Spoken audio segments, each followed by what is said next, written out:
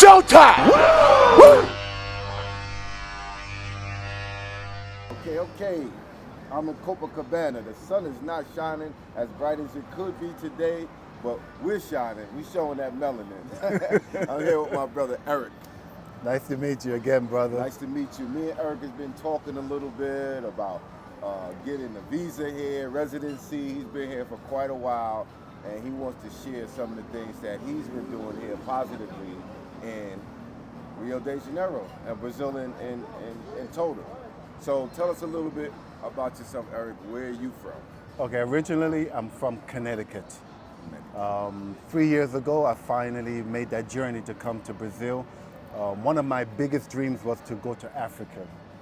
So before we jump to the good stuff, let me drive the car.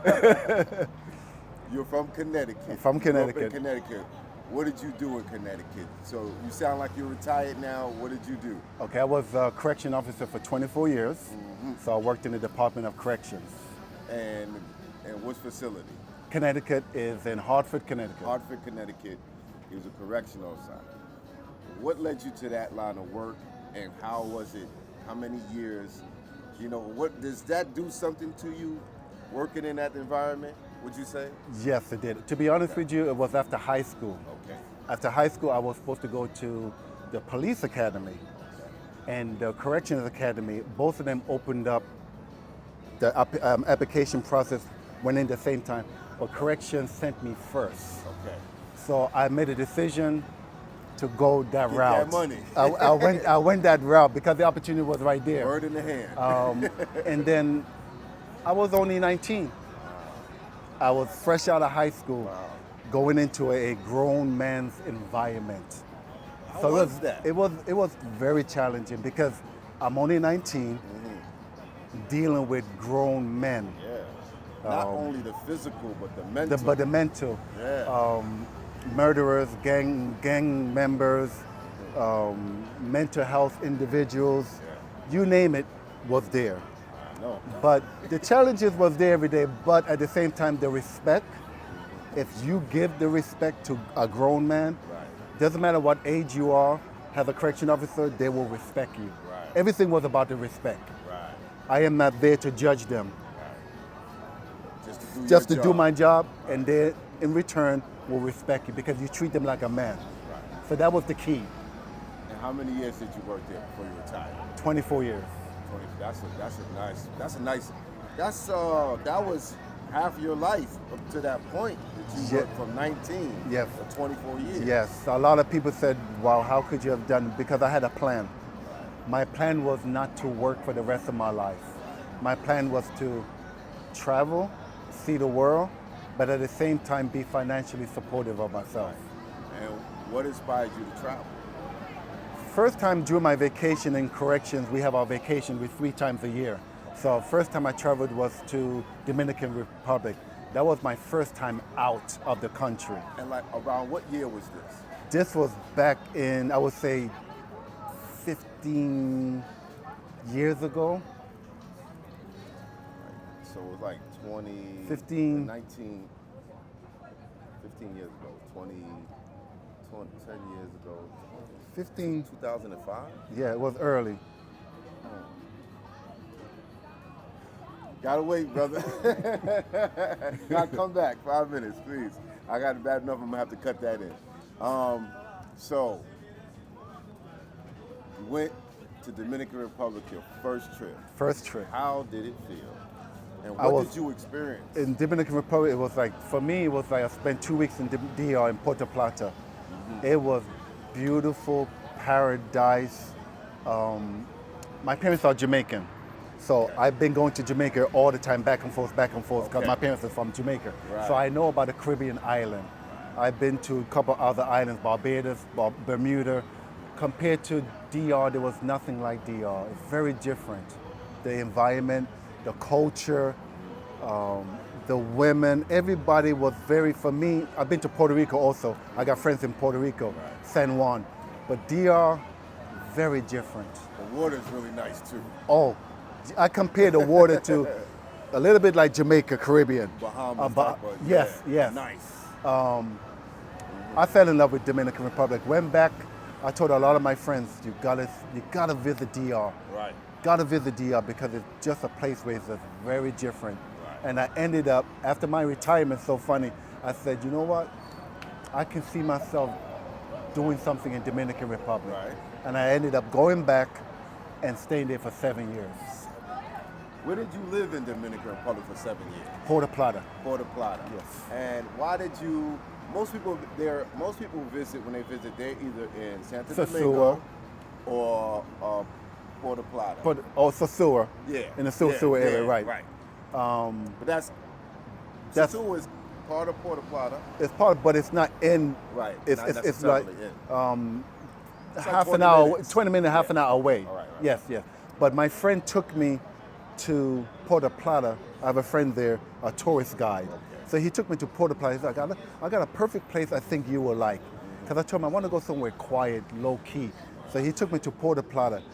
When he took me to that city, he took me to the view of the ocean. And I was like, this is it. And they got the Malecon there too and all Yes. that. Yeah.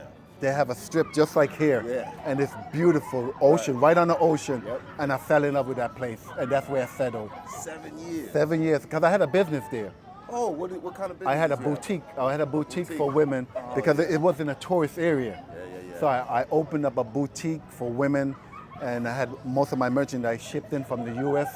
into Puerto Plata. There, then the pandemic happened and everything went down because I depended on the tourism Right. more than the locals. Yeah, of You know, course, so of we had to, a lot of businesses. Your prices was for tourists. Exactly. Not for the locals. Yeah. You know, so I had a lot of good business for the time that I was there. Yes. So did the pandemic also hurt in your business? Did that make you move from Puerto Plata? Exactly. A lot of my businesses, locals where we were all situated, 90% of them closed. And I had to restock and move out. So I went back to the U.S. Yes. So when you was down there, you rented an apartment? I rented a house. A house. Ooh, I had a that's even house better. Yeah. overlooking the ocean. People may not believe what I'm about to tell them. I rented a house for 7 years, 3-bedroom, looking over the ocean view in an upper middle class neighborhood for $500 US a month. I would have stayed there 7 years too for 500. I was loving And you that. was retired? Yes, So your paper was good. yes. The And, dollar, I mean, the that's dollar transition. That was just a little chip off your paper, a little chip. Okay, so what do you do after you say, okay, this has been fun, but it's over now? Where did you go from there? From there, I went back to the U.S., back to Florida. Florida is where the majority of my family is in Orlando or Corey area. So I didn't go back to Connecticut because I ran away from the cold. Yeah. You know, the snow. So Yeah, I wasn't trying to go back to Connecticut. Right. Even though I missed my people there, but I ended up going to Florida, to Orlando. Okay. So I rented an apartment in a middle class area for 1 year. My rent was $1,500 a month I got tripled real quick. for only 1 bedroom. Wow. For 1 year I stayed, and I'm gonna be very honest, I couldn't wait to leave. I was missing my Caribbean. I mean, Florida has the weather, but it doesn't have the nature part of it. Like Right, when the you're natural. in the Caribbean, in certain places, it's like a metropolitan beach town, which is different. You know what I'm saying? Even though this is a little bit like that, but the ocean is so big that it's different here. Very different. And I couldn't, I was missing something. Because I was so used to the Caribbean, I couldn't fit myself back into the matrix, if that's what you want to call it. You couldn't get all that coconut water and The mangoes vibe, and no. all that. You need I was fresh missing fruit. something. Right. You know, so, but I stayed for a year. Okay. And then I said, you know what? 2 places where I wanted to go was on my top list was Africa and Brazil. Okay. Which one did you go to first? I went to Africa first, Ghana. Ghana. Spent 3 months in Ghana, 3 months in Ghana. What part? Accra. Accra, okay. how was that? How was Ghana, and how did you get in? Because Ghana has a little policy. You got to Yes. fill out that form. Yes. And I be having problems. Yes. I'm like, who a sponsor? I don't got no sponsor. Yeah, what I had to do was I did the visa for 3 months, Okay. which means I had to send my passport out. Yes. That's the part I don't like. Yeah, I didn't like that either, but I said, you know what? I said, hopefully everything will go smoothly. But I sent my passport out and they approved me. And that's how I ended up doing 3 month visa in Ghana. I had to do my shots. I had to go to the Florida Medical Center where I had to do all my shots. Yellow fever. Typhoid. I had to do. I did those. Did all shots for of Tanzania. them. Yeah. Right. Did all my shots. So I was all vaccinated, all set to go. Right. At the same time, I wanted to do a project in Ghana for the kids because while I was doing my planning, I was going through the internet, I was seeing all these kids. Wasn't really what I was expected to see, but it drew my attention to do something while I was going over there. Right. And while I was planning this trip, my own personal vacation trip, I ended up doing a project called Walking to Success. Walking to success. And that was developed at the same time I was doing my vacation for underprivileged kids. Right. Okay, so when you got there, how were you received? And how did you get your project off the ground there? Did you get help or did you do it all alone? And what exactly did you do with your project? What is the mission? Okay, so before I went to Ghana, I connected with a brother that I found out of the Instagram. I was trying to research some people in Ghana and I ended up finding a guy who's a fashion designer. So I connected with him. So he was the person that gave me, that opened the door for me to come in, and he introduced me to everybody that needed it, which means he introduced me to the schools that needed help. He had assistants from other schools that he connected with, teachers he had a relationship with that pinpointed me exactly what school was needed the most. Okay. So I was able to have volunteers that coordinated with me in Ghana that helped me launch Walking to Success in Ghana. And was this initiative for schools that you give them what? Basic Books, needs. pencils, Exactly. pens, My stuff first like project was done in the school where we donated 200 shoes, 200 socks. All the teachers got all brand new learning materials for the whole year because the teachers was lacking that also, learning materials. Right. So we went to the factory in Ghana, we got all the learning materials, all the shoes, all the socks, and we did one big project. That was the first project in Ghana that I did. The second project was done at a deaf school. I did a school for 800 students that live on campus. All the students was deaf. Wow. We donated food supply. They depend on outside donation. Right. So I supported them for 3 months of food for all the students for free. Wow. How did you finance it? Did you get other people to help to join? To be honest, you remember that year, who was president? Obama? Obama, with the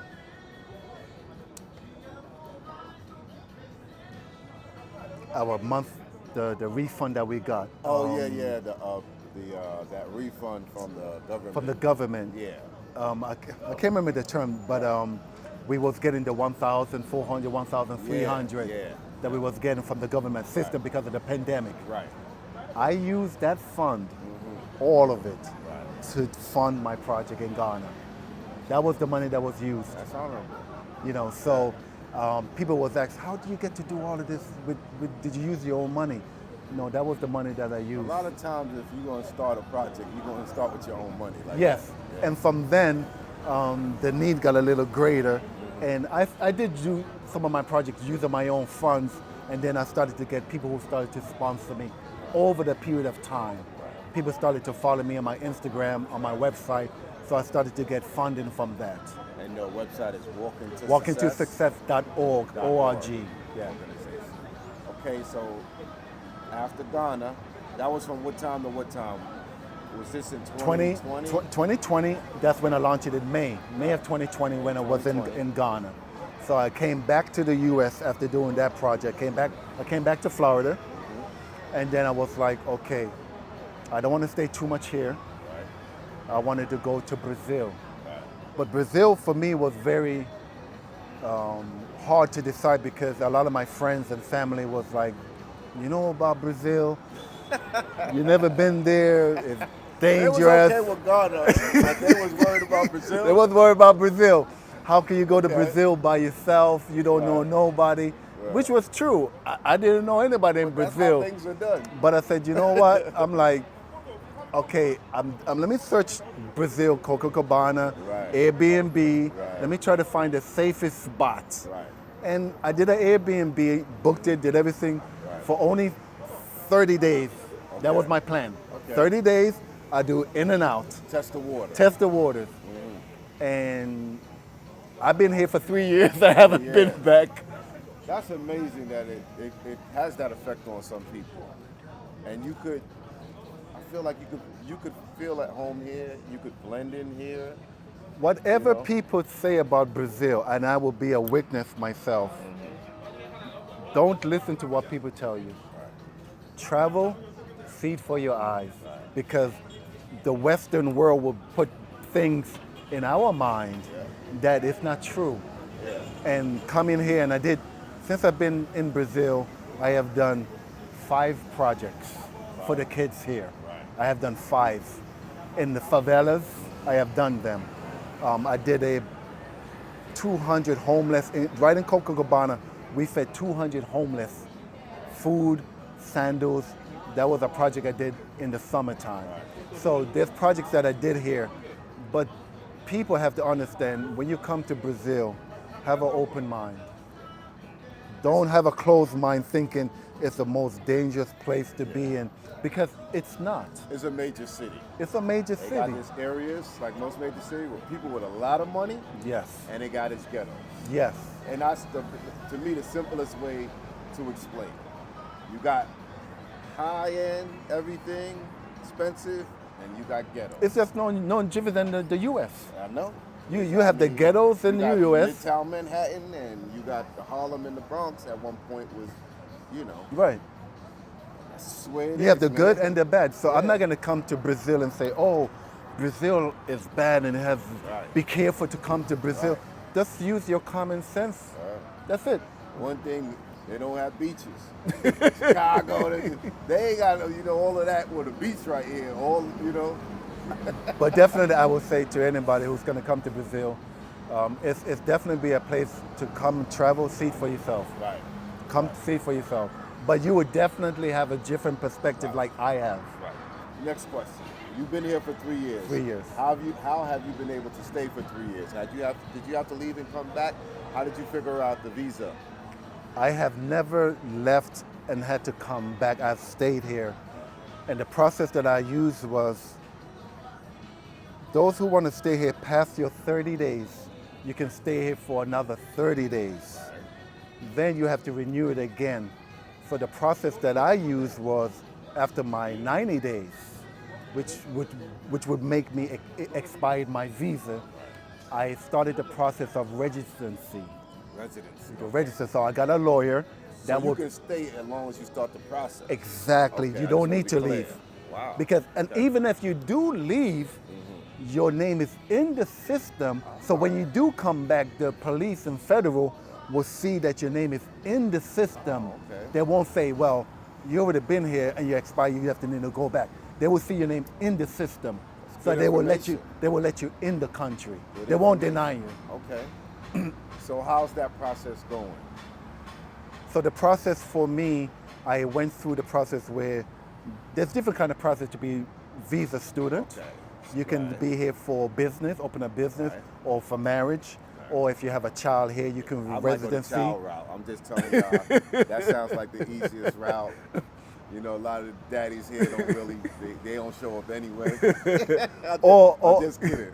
Or you can do the financial way where your showing that you can financially stay in the country without depending on the government, which is the retirement. Okay. So I went the retirement route. And they now have a digital nomad. They have the digital nomad. Okay. You can go that route too. Right. So my process right now is at the end stage where my attorney is working with the federal government to get my residency done permanently. Oh, so so- within the next couple months, I'll be totally. Wow, so residency. Yes. So you just skipping visa to residency. Oh yeah, I skipped from visa to Because residency. you can prove that. Exactly. Oh, that's great, Yes. man. That's great. Good information. Because if you do the visa, you can do the visa for 1 year.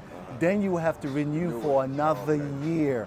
After that second year, Right. you have to decide whether you're going to leave the country or start your residency. Okay. So I went straight to residency. I'm gonna have to go for that baby, baby. As long as you can prove your finances Any- support any yourself. Beautiful women looking for a baby daddy. No, I'm just playing. I'm just playing. Okay, so tell us about what you have coming up in your project here. Let's get to the punchline. Okay, Tell so- us about your next project. How can people support it, and what is it about? Okay, my next project, like I said, I did a few projects here. So people can follow me on my Instagram, which is walking to success _.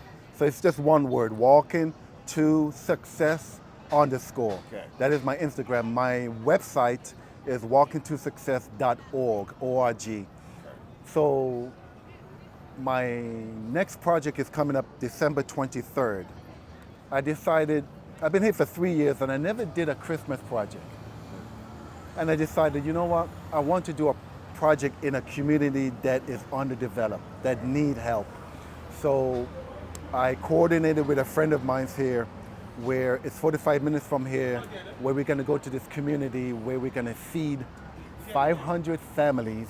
We're gonna donate to them rice, chicken, oil, 200 sandals. We want to donate to any family that needs sandals, whether it's the child, mother, or the father. So the project is one of my biggest projects I'm going to do here for 500 people, 500 families in a community.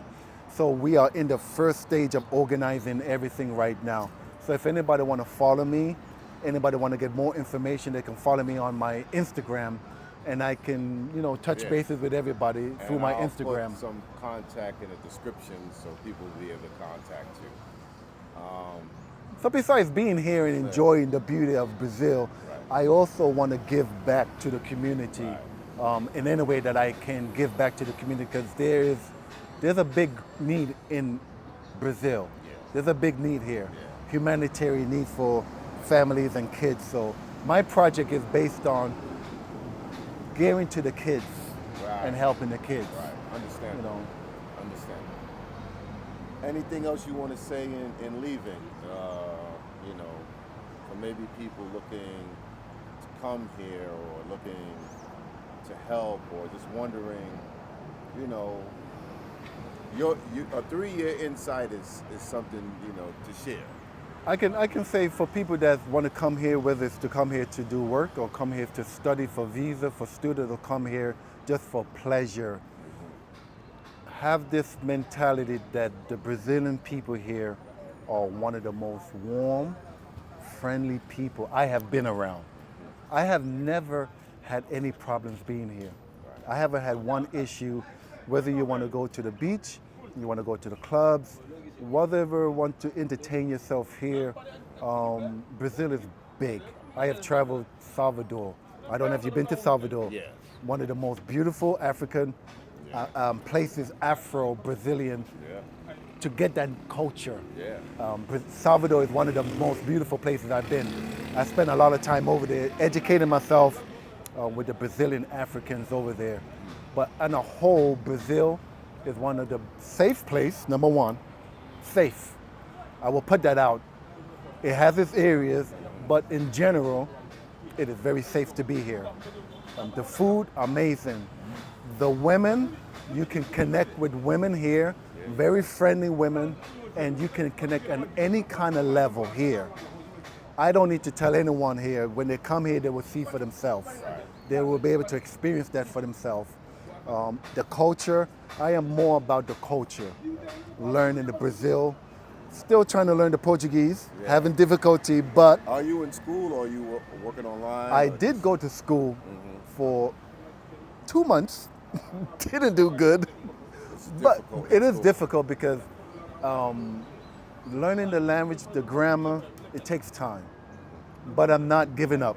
You know, I have my little app that I use sometimes, but I'm learning. You know, You'll learn it gradually, especially if you're here and you got to use it every day. yeah. I mean, a little bit I know it's just from my visits. I haven't studied on I should have, but I haven't. But the few things that I do know, it's just from my visits. Right, So right. if you're living here, you know, you I got pick a it up. girlfriend or Right, something, right, it's right. gonna pick You can up pick on it its up. own along with studying. And I definitely want to say to you, I know I texted you today and you stopped what you was doing and you said, I would definitely talk to you because you're going to leave. And I was like, thank you, especially for giving me this opportunity, you know, for the interview because there's only a few of us here Yeah. in Copacabana. Yeah. There's only a few of us here that is permanently living here. Yeah. So I'm glad that you connected with me to give me this opportunity. Yeah, and I wanted, I know I have fun and I show the girls, but I try to mix it up and give y'all a little bit of everything. I wanted y'all to show another side of an expat living here and what he's doing to bring positivity. I know sometimes we get negative light being here, but we're doing all types of things, you know, so I wanted to share that with you guys too. I And appreciate thank you for that. your time. Thank Yeah, you for thank your you, story. thank you, brother. Thank and, you. I hope y'all support him. And I don't know if I'll be back here for that time, but I'll be in touch with you, and I'll definitely send you some paper to get some sandals. Thank you. I appreciate that. Thank you. Yeah, Thank you. yeah. Any support from anyone, we really appreciate Right. anything for Christmas that's coming up. Because at the end of the day, it's not about us. Yeah. It's about changing other people's life. Yeah. Because it's just a little bit. We're not trying to fix people's life, but we just want to give them something little to make them feel that somebody do care about them. You know. We all need some help at certain point in time. Yes, yes. And that's why I said with you giving me this platform, I really appreciate it. Coming from where I've seen in corrections, because you asked me this question, how did correction change me? It changed my mentality on showing humanity to people. Because anyone, even me, it's not difficult to be locked up. Especially not in America. It doesn't take hard to be locked up. No. You know, whether you're found innocent or guilty Yeah. or whatever the situation is, Yeah. you still want to feel that you want a chance, a second chance. To redeem yourself. Exactly. So for me, I look at people that, you know, don't judge because everybody deserves a second chance in life. You know, so thank you again for this opportunity. Thank you, brother. Till next time, Barber World TV. Love is love, life is life, loyalty is priceless. Peace. Thank you, brother. All right.